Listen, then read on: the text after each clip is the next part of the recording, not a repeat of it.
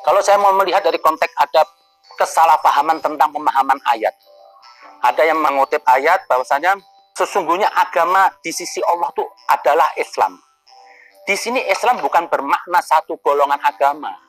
Islam di sini bermakna berserah diri atau ketundukan. Sesuai fungsi Nabi. Nabi diutus untuk semua manusia.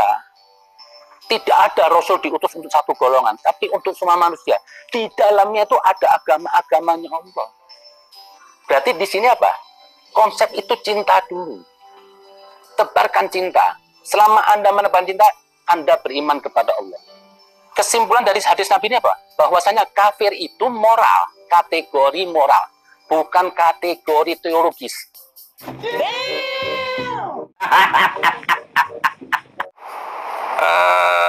Saya sudah berulang kali mengatakan kepada Pak Menteri Agama, dan inilah Menteri Agama yang saya kira Menteri Agama yang toleransi dan damai tinggi terhadap minoritas. Nah, mohon Pak Menteri Agama agar situasi seperti ini dikondusifkan. Jangan takut dengan kadrun. Bapak adalah pemerintah, Menteri Jokowi. Bapak memiliki banyak hal. Bapak memiliki tentara. Pakailah tentara. Bahkan Bapak punya Banser NU yang seluruh Indonesia itu bisa digerakkan oleh Bapak sebagai Panglima Banser. Untuk apa takut untuk mengatakan masalah azan itu urusan Menteri Agama, kenapa rakyat marah? Nggak usah takut. Dan jangan mundur sedikit pun dengan kaum kadrun itu, kaum Islam Sontoloyo itu, Pak. Saya dukung sekali. Bahkan jangan sekedar mengatur suara azan, atur juga kurikulum yang ada di madrasah, sanawiyah, aliyah, sampai perguruan tinggi. Karena sumber kekacauan itu adalah dari kurikulum yang tidak benar. Bahkan kurikulum-kurikulum di pesantren, Pak, jangan takut untuk dirombak. Bapak periksa, ganti guru-gurunya yang... Karena pesantren itu melahirkan kaum radikal semua. Bahkan kurikulum-kurikulum di pesantren, Pak, jangan takut untuk dirombak. Bapak periksa, ganti guru-gurunya yang... Karena pesantren itu melahirkan kaum radikal semua. Seperti saya ini dulu radikal. Karena saya belajar di pesantren. Saya mengajar di pesantren Zaitun Indramayu. Itu pusat teroris itu, Pak. Tapi teroris yang kelas berdasi ya di pesantren Az-Zaitun. Saya gurunya dan saya mengerti. Bahkan kalau perlu, Pak, 300 ayat yang menjadi pemicu hidup intoleran, pemicu hidup radikal dan membenci orang lain karena beda agama, itu di-skip atau direvisi atau dihapuskan dari Al-Quran Indonesia. Ini sangat berbahaya sekali. Saya melihat pemerintah Cina itu menghapus Al-Quran, ayat-ayat yang kasar itu dia dari Al-Quran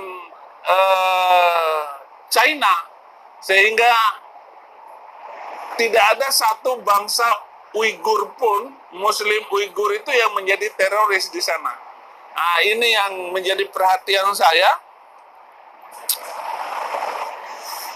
agar ayat-ayat Al-Quran yang keras itu tidak diajarkan di pesantren ataupun madrasah-madrasah di seluruh Indonesia. Merevisi semua kurikulum itu agar tidak menghancurkan bangsa kita. Karena mereka ya kalau sudah kena radikal, itu apa saja yang di depan mereka, mereka labrak, mereka mau menghancurkan dirinya sendiri.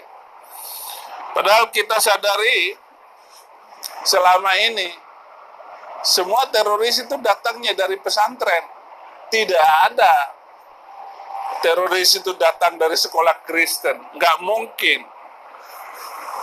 Dan saya mengharap bahwa TNI, polisi, dan pegawai negeri sipil itu agar mereka netral di dalam memberikan pelayanan kepada bangsa ini. Jangan karena agama dan jangan karena golongan. Mereka harus benar-benar netral di dalam melakukan pelayanannya kepada bangsa ini. Mereka harus bersih dari radikalisme. Kalau perlu harus dites.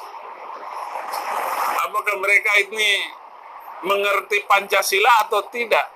Jangan-jangan ada PNS nggak hafal Pancasila. Nah ini harus benar-benar menjadi perhatian, di screening, dibersihkan mereka, agar mereka benar-benar seperti zaman Soeharto itu nggak ada orang yang boleh jadi PNS kalau dia itu radikal. Kalau ada TNI, polisi, ataupun ASN yang jidatnya hitam, atau yang celana cingkrang, jenggotan, itu jangan dijadikan pegawai negeri atau simbol apa saja. Selama mereka itu tidak mengerti artinya bernegara, maka kita nggak boleh untuk menjadikan mereka panutan di dalam negara kita di Indonesia ini. Jangan sampai ada rakyat Indonesia ke depan mereka tidak mau memperhatikan hal-hal yang berkaitan dengan kode etik bernegara, bermasyarakat di Indonesia. Bagaimana juga agar lulusan-lulusan pesantren ini tidak radikal dan memperbanyak kurikulum agar mereka mampu hidup bersaing dengan masyarakat pada umumnya. Jangan sampai mereka hanya urus agama.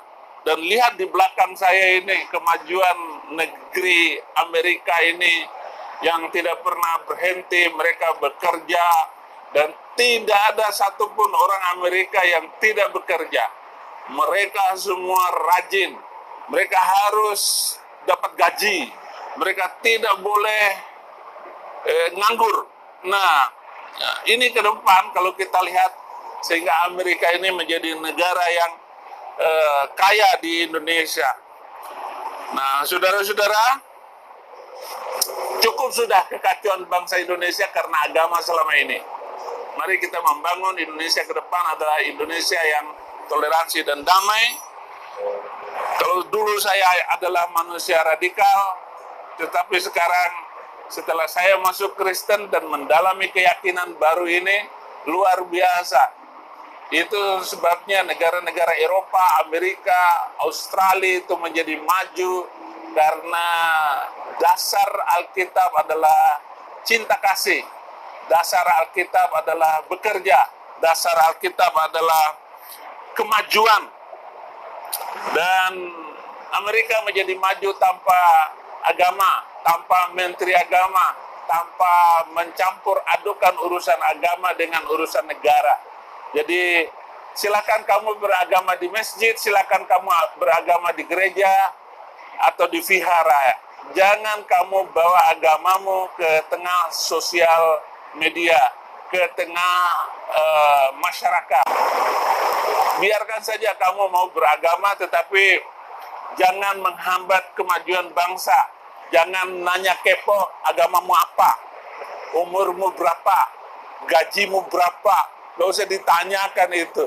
Mari kita menghasilkan bagi kemajuan bangsa kita ke depan. Terima kasih. Tuhan Yesus memberkati.